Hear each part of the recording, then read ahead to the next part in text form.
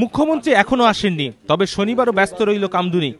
এদিন নিগৃহীতা মৃত ছাত্রীর বাড়িতে যান বিদ্বজ্জনদের একাংশ। এই প্রতিনিধি দলে কৌশিক সেন, সুমন মুখোপাধ্যায়, সমীর আইচ, বোলান গঙ্গোপাধ্যায়, মিরাতুন নাহার, সুবোধ সরকার প্রমুখরা ছিলেন। 3:45 নাগাদ মৃতার বাড়িতে পৌঁছন তারা। প্রায় 40 মিনিট সেখানে ছিলেন তারা। মৃতার পরিবারের সঙ্গে দীর্ঘক্ষণ কথা বলেন বিদ্বজ্জনেরা। সুবিচারের জন্য এই আন্দোলনে মৃত ছাত্রীর পরিবারের পাশে থাকার আশ্বাস দেন তারা।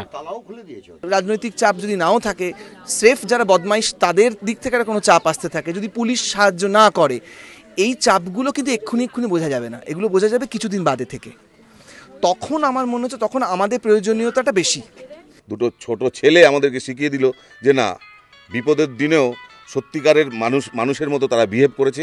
তারা একেবারে এক কথায় উড়িয়ে দিয়েছে ওই চাকরি এবং টাকার আবেদন।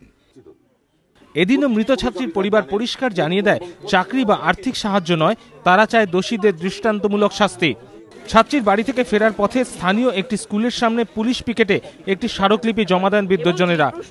যে জায়গায় এই ছাত্রীর ওপর অত্যাচার হয়েছিল সেই জায়গাটিও ঘুরে দেখেন তারা। নিমাই পান্ডা ও রঞ্জিত সাউ, এবিপি আনন্দ।